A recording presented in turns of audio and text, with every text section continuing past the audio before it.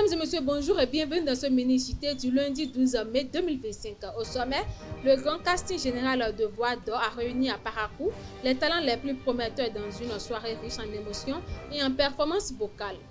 Au Sénégal, la plateforme Djoubanti veut donner la parole à tous les citoyens dans le cadre du dialogue national sur le système politique prévu le 28 mai. Les détails dans un instant. En sport, deux arbitres béninois représenteront le pays lors de la finale de la Coupe de la Confédération CAF opposant Simba SC à RS Berkane. Les précisions dans un instant.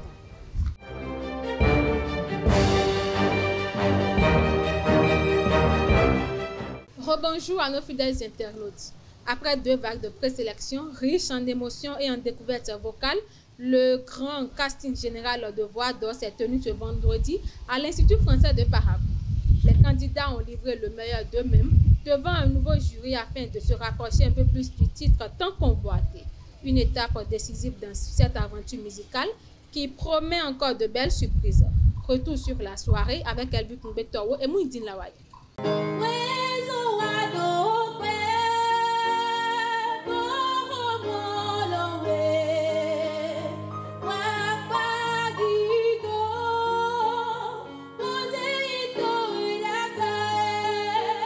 La grande compétition d'interprétation Voix d'Or continue toujours à l'Institut français de Parakou. Pour ce casting général à l'aveugle, les candidats vont séduire les jurys à travers leurs différentes prestations. Pour le second passage, les titres Waribanan et Vanité des vanités de Alpha Blondy sont imposés aux candidats pour mieux juger leur niveau.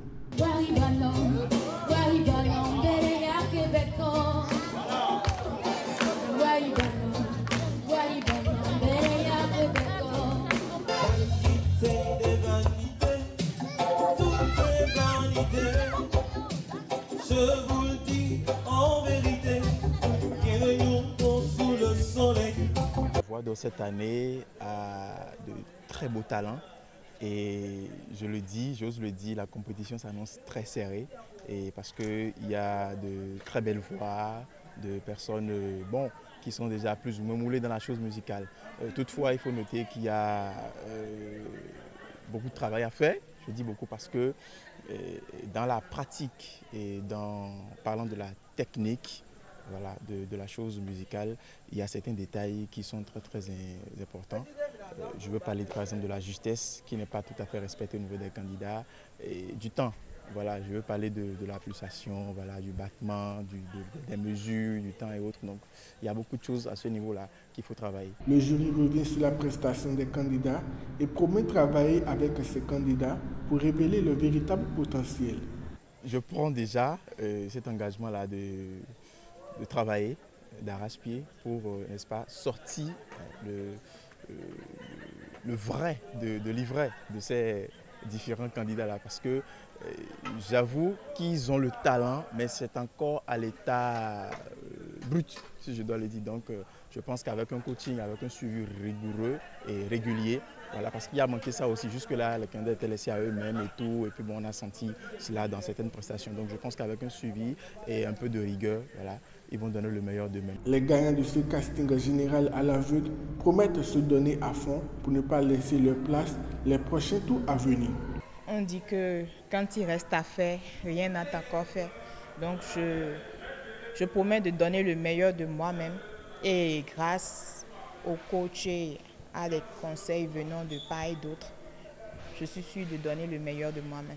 Pour la suite, moi j'aimerais que voilà, le public soit présent, qu'il participe déjà, qu'il ne soit pas désintéressé. Là, il est intéressé déjà, mais qu'il ne soit pas désintéressé à l'avenir. Et bon, je pense que tout va bien pour le moment. La compétition se poursuit toujours à l'Institut français de Parakou, mais cette fois-ci avec des candidats repartis en 3 groupes. Ils seront désormais coachés par les différents jurys qui leur sont attribués. Le journaliste Nikez Miguel a décédé ce samedi 10 mai 2025 à l'âge de 71 ans des suites d'une maladie. Ancien rédacteur en chef de la télévision nationale, il a marqué sa carrière par son expertise en relations internationales et son engagement dans la formation des jeunes journalistes. Le RTB et toute la presse béninoise lui rendent hommage. Ce dimanche 11 mai, un troupeau de 3 éléphants ont erré dans les environs de Sérou, traversant des champs et suscitant des attroupements. Aucune perte n'est signalée, mais des traces sont visibles dans certaines cultures d'immeubles. Les autorités forestières sont attendues pour comprendre les raisons de cette incursion inhabituelle. Actualité hors de nos frontières, au Burkina Faso, des groupes armés liés à Al-Qaïda ont lancé une offensive dans une rare violence contre le camp militaire de Djibo, provoquant plusieurs dizaines de victimes selon des sources sécuritaires. Le camp est tombé aux mains des assaillants et d'autres localités ont aussi été visées. Ces attaques surviennent alors que le président de la transition, Ibrahim Traoré, rentrait d'une visite en Russie. Lancée par les autorités, la plateforme Djoubanti permet aux Sénégalais de répondre à 19 questions sur la démocratie, les droits humains et les réformes électorales. Présentée comme un outil d'inclusion numérique, elle suscite l'adhésion mais aussi des critiques liées à l'accès limité à Internet et à la langue française. Le mouvement Y en a marre appelle à compléter cette démarche par des consultations physiques pour éviter l'exclusion de certaines populations.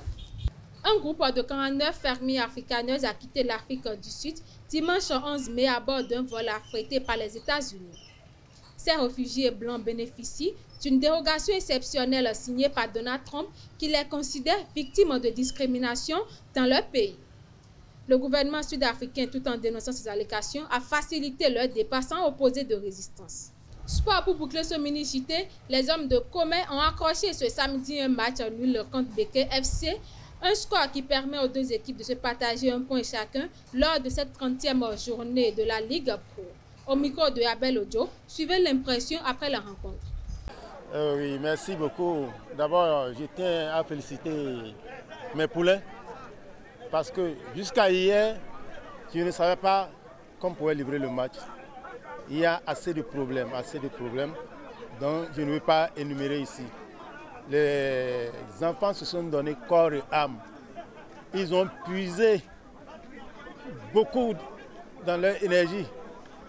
Et je ne voudrais pas tout dire, mais je leur tire un grand coup de chapeau, puisqu'ils ont suivi les consignes, mais malheureusement, la victoire n'a pas été. Donc, on ne peut que se contenter d'un point. Un point, c'est quelque chose. C'est mieux que la défaite. On dirait, parce qu'on avait envie de gagner, mais avec les 1 point, c'est pas encore mal. On va encore relancer le niveau pour pouvoir atteindre notre objectif. Il y a un peu le déplacement qui a failli un peu à notre performance, parce qu'ici il fait un peu chaud, mais on a résisté quand même. Bon, on va encore travailler de plus pour que le reste à venir vienne. Les Buffles de Parakou sont imposés à l'extérieur face à US Cavaliers de Niki au terme d'une rencontre amplement disputée. Les Paraquois l'ont emporté sur le score de 1-0, obtenant ainsi 3 précieux points. Les impressions du coach des Buffles au micro de Samuel Aguia.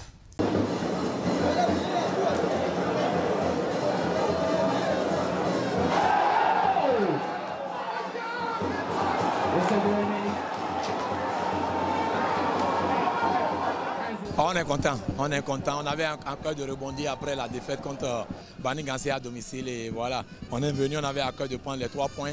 La première mi-temps était un peu compliquée, très difficile pour nous parce qu'il y avait en face une très bonne équipe de Cavaliers qui nous a vraiment dominé en première mi-temps. Mais en deuxième mi-temps, on a su mettre des aménagements et on a marqué ce but, on a tenu bon. Je pense que c'est une très bonne victoire pour nous et on est très content parce qu'on va encore rebondir. C'est bien de dire de rebondir après une défaite.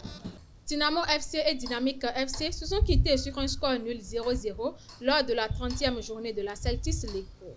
Un match terne marqué par un manque d'inspiration des deux côtés qui laisse les deux équipes en difficulté au classement. Les réactions des entraîneurs au micro de Marcel Coty. Si vous voyez l'état de Dynamique et Dynamo, c'est la même chose.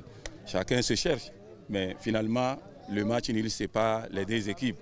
Donc on doit se préparer pour les matchs à venir. Pourquoi aujourd'hui je suis venu avec l'absence de 5 joueurs titulaires? C'est ça qui a fait que, si vous remarquez, j'ai vraiment joué pratiquement en défense pour pouvoir me maintenir. Pourquoi? Il y a les milieux récupérateurs, pratiquement tous les milieux récupérateurs qui ne sont pas là. Je suis obligé de fabriquer. Les défenseurs sont devenus les milieux aujourd'hui. Donc c'est ça qui a causé Et c'est ça, le jeu défensif de Dynamique. Bon, la suite, c'est vrai, est Real de Parakou, Dynamo de Parakou, Dynamique de Djougou.